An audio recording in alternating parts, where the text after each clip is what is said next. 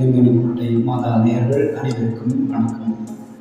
இயேசுவில் அன்புமிக்க இறைமக்களே, இன்று நாம் அன்னை மரியா கிறிஸ்தவ வாழ்வின் முன்மாதிரி என்ற தலைப்பில் ஆகஸ்ட் 15ஆம் நாளில் விண்ணேற்பு திருவிழாவை கொண்டாட தயாரித்துக் கொண்டிருக்கின்ற நாம் ஒவ்வொருவரும் சிறப்பாக நன்கரை கத்தோலிக்க திருச்சபை மக்களாகிய நாம் நோன்பும் உபவாசமும் ஜெப வாழ்வு வழியாக நம்மை நாமே தயாரித்துக் கொண்டிருக்கின்ற இந்த நாளிலே இறை அன்னையின் வாழ்வு நம்முடைய கிறிஸ்தவ வாழ்வுக்கு ஒரு முன்மாதிரியாக திகழ வேண்டும் என்ற தலைப்பிலே நாம் சிந்திக்கின்ற பொழுது பழைய ஏற்பாட்டிலே 2 நபர்கள் விண்ணகத்திற்கு எடுக்கப்பட்டதாக நாம் இளையத்தில் வாசிக்கிறோம்.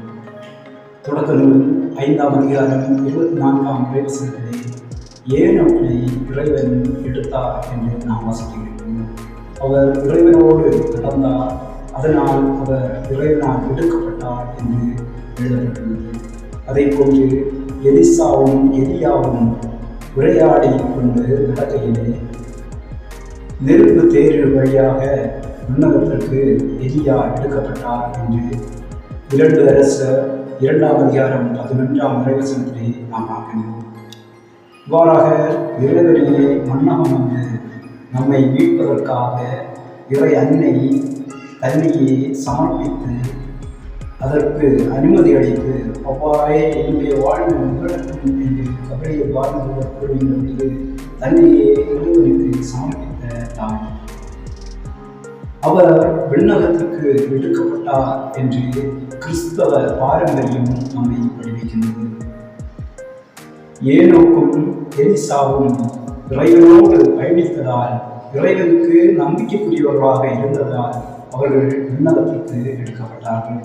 அதே போன்று அன்னை மரியா தன்னுடைய வயிற்றிலும் தன்னுடைய வாழ்விலும் இறைமகன் இயேசுவை சுமந்தவர்களாக, இறைவன் இயேசுவோடு பயணித்தவராக இருந்தவையால் அவர் விண்ணகத்திற்கு எடுக்கப்பட்டார்கள் என்று நாம் விசுவாசிக்கின்றோம்.